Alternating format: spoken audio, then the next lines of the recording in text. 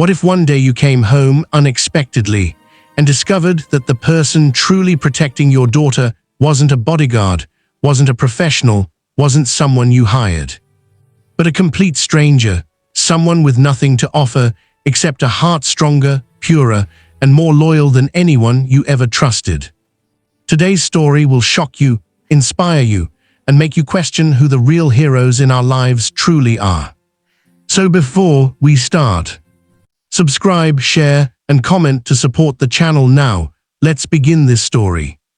The lonely cowboy stood in the heat of the fading afternoon, boots buried in the soft red dust of the plains, waiting for a moment he had imagined so many times that it felt like a memory instead of a dream. Caleb Walker was not a man easily shaken, but today his hands refused to stay still. He had spent months preparing for the arrival of his Apache bride, a woman he had never met, but had learned to cherish through letters carried by traders across the desert. Every word she wrote had carved itself into his heart, shaping a tenderness he never thought he could feel again. The sky stretched wide and endless above him as the distant sound of wooden wheels echoed across the valley. Caleb straightened, heart hammering, breath unsteady. The wagon was finally coming. Dusty, his loyal horse, flicked his ears forward, sensing the tension swirling through his rider.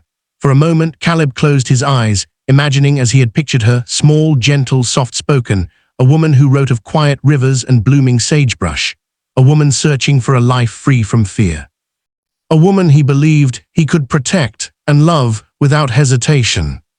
The wagon rumbled to a stop in front of him, the horses panting and the driver wiping sweat from his brow. Caleb stepped forward, smoothing his shirt, adjusting the turquoise bracelet had gifted him. His pulse quickened when the canvas flap shifted.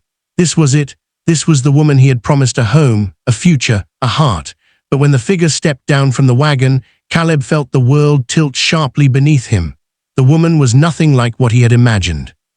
She was tall, towering, even, and built with the strength of someone who had endured battles and lifted burdens most men dared not face. Her presence filled the space around them.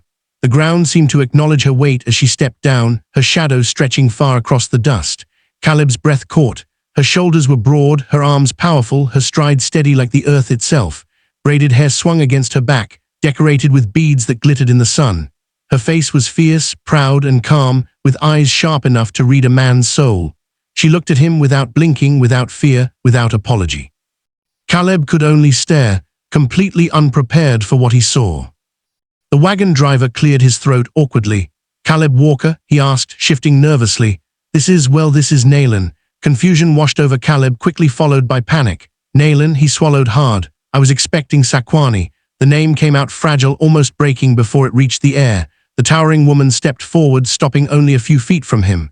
When she spoke, her voice was deep and steady, carrying weight without force. "Saquani is my sister. She was taken 2 nights ago by raiders."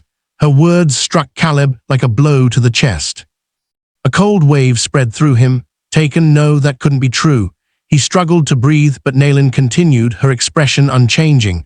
"Before she disappeared, she begged me to come in her place, to keep her promise, to reach safety, to honor her choice." The silence between them thickened.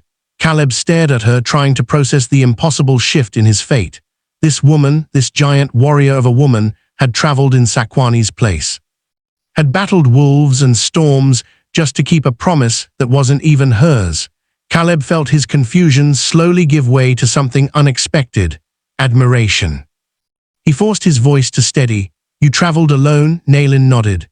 "I traveled through the night. I fought off 2 wolves. I pushed the wagon when the wheel broke. And I walked the final miles. I gave my word. That is enough." Her tone wasn't boastful, it was simply true. Caleb swallowed again, feeling small and strangely humbled. She wasn't delicate like Saquani had described herself. She wasn't gentle, soft-spoken, or fragile. She was strength carved into human form, a protector.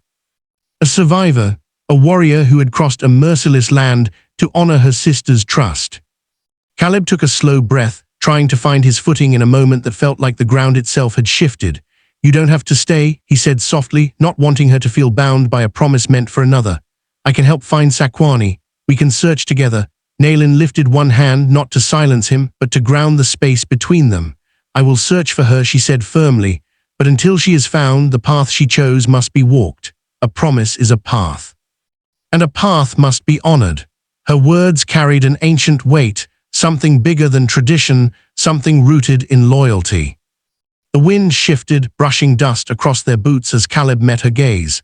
There was no anger in her eyes, no resistance, no bitterness, only truth, and he realized then that she wasn't here out of duty alone. She was here because she believed Sakwani's choice mattered, because she believed Caleb mattered too, even though she had never met him. Slowly, Caleb nodded. Then, welcome to my home. Naylin inclined her head with dignity, accepting his words with quiet grace. The moment felt unexpectedly solemn, like the beginning of a journey neither of them had prepared for. As they walked toward the small cabin that waited across the open land, Caleb kept glancing at Naylin. Her steps were heavy but steady, her breaths controlled, her gaze sweeping across the plains as though she had been born from the earth itself. Dusty kept turning his head, snorting softly, unsure whether to respect her or fear her. Caleb felt the same, but beneath the awe, confusion, and exhaustion, something else glimmered faintly, an unspoken connection. A fragile beginning, a shift in destiny. And Caleb didn't know whether to run from it or to face it head-on. When they finally reached the cabin, Naylin paused at the door, her expression unreadable as she looked at the bed Caleb had carefully prepared for Sakwani, the flowers he had arranged, the small handmade gift he had set on the table. She lowered her gaze. My sister would have been touched. Her voice softened for the first time, the edge melting just slightly. Caleb felt his chest tighten. I'll save them for her, he whispered, until we find her. Naylin nodded, and for a brief second, the fierce warrior standing before him looked almost vulnerable. But the moment didn't last.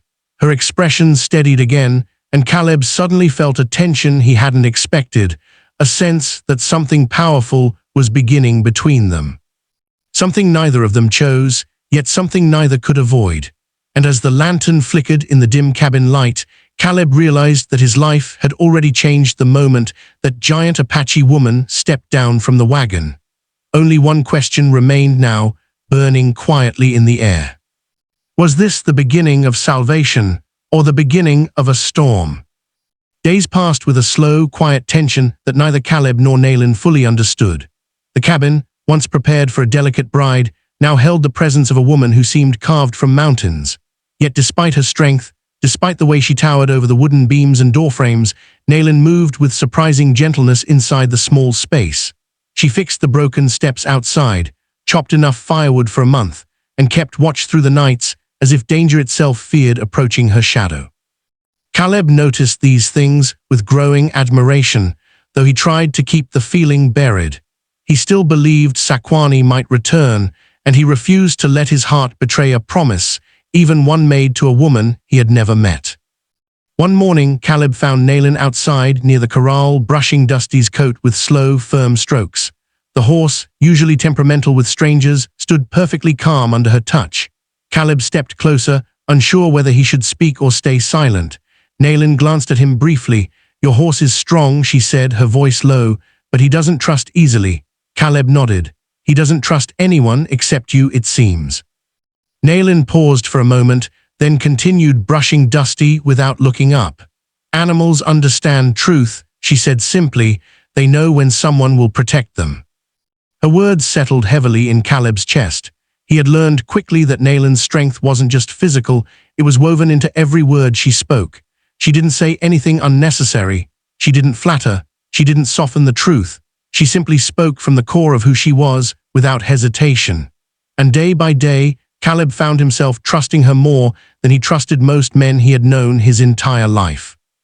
One evening, as the sky bled into shades of gold and purple, Caleb found Naylin sitting alone near the fire outside, head bowed, fingers tracing patterns in the dirt. It was rare to see her still, rarer to see her quiet in a way that suggested she was not simply thinking, but hurting. Caleb approached slowly. Are you all right? He asked gently. Naylin didn't look at him at first. When she finally raised her eyes, he saw something fragile flicker in them, something that pierced him deeper than he expected. I do not know if my sister is alive, she whispered. Her voice wavered, almost breaking. I feel her spirit, but I cannot hear her path. Caleb sat beside her, close but not touching. He wanted to reach for her hand but held himself back. We'll keep searching, he said softly. You're not alone in this. Naylin took a slow breath. You speak with hope, she replied. Hope can be dangerous. Caleb looked into the fire. Sometimes it's all we have. She didn't answer, but her shoulders eased just slightly. As the weeks stretched on, the land around them warmed and the days grew longer. Caleb and Nayland began working together, repairing the barn roof, tending to the crops, caring for the horses. They moved like two parts of the same rhythm, each anticipating the other without speaking. Caleb learned the firmness of her footsteps, the steadiness of her grip, the warmth of her laughter when Dusty stubbornly refused to obey her commands. And Nayland learned the softness in Caleb's voice when he comforted an injured animal, the gentleness in the way he set out an extra blanket for her at night, the quiet respect in every action he took. Slowly, the space between them changed. It wasn't loud or dramatic. It was quiet, steady like water carving a canyon over time. One afternoon, while Caleb was repairing a broken fence, he slipped and scraped his arm badly against a nail. Blood ran down his skin and he winced, reached him in 2 strides, lifting his arm with more softness than he expected. "Sit," she ordered. Caleb obeyed without argument. She washed the wound with care, her fingers warm and trembling just slightly. "You should be more careful," she murmured. "You're too important to injure over a loose board." Caleb's breath caught. "Important?" Nayland's eyes widened slightly, as if she hadn't meant to say it aloud. For a moment, they simply stared at each other, Caleb's heart pounding, Nayland's chest rising and falling with slow, steady breaths. But she pulled away before either of them spoke and returned to her chores as if nothing had happened, leaving Caleb with a storm brewing inside him. The turning point arrived unexpectedly. They were out searching for signs of riding along the ridge where the land dropped into a deep canyon. As they scanned the distant valley, Caleb noticed something moving, a lone figure stumbling along the trail, thin, exhausted, barely upright. His heart seized. "Do you see that?" he whispered. Nayland's body went rigid as she followed his gaze. A sharp gasp escaped her. She didn't say the name, she breathed it like a prayer. They rode down the slope as fast as the horses would carry them. When they reached the figure, Nayland leapt off her horse before it even stopped running. Sakwani collapsed into her arms, trembling, crying, barely able to speak. Caleb helped lift her carefully, his hands shaking with relief and shock. "She's alive," Caleb whispered. Nayland held her sister tightly, tears streaking her face. She escaped, battered and weak but breathing. Back at the cabin, Sakwani rested under warm blankets while Nayland sat at her side, holding her hand. Caleb hovered near the doorway, unsure where he belonged in this moment. After a long while, stepped outside to breathe, her face pale, her eyes swollen. She turned to him slowly. "The promise is restored," she said quietly. "Your bride has returned." Caleb felt his stomach twist. He hadn't expected this, or perhaps he had feared it. He stepped toward her. "Nayland, wait. You must marry her now," she insisted softly. "It is what was written, it was her path, and the path she chose leads to you." Caleb shook his head slowly, painfully. "Before you came here, maybe, but not now." Nayland blinked, stunned. Caleb's voice grew steadier. "I don't love the woman who wrote me gentle letters anymore. I love the woman who walked through danger for someone she loved. I love the woman who stood beside me through storms. I love you, Nayland." Her breath caught, her entire body went still, as if she were trying to understand words she never expected to hear. Caleb stepped closer. "You don't need to be small for someone to love you. You don't need to be gentle. You don't need to be anything except yourself. I choose you." Tears filled Nayland's eyes, shimmering like light on water, but before she could speak, a soft voice whispered from behind them, "I knew it."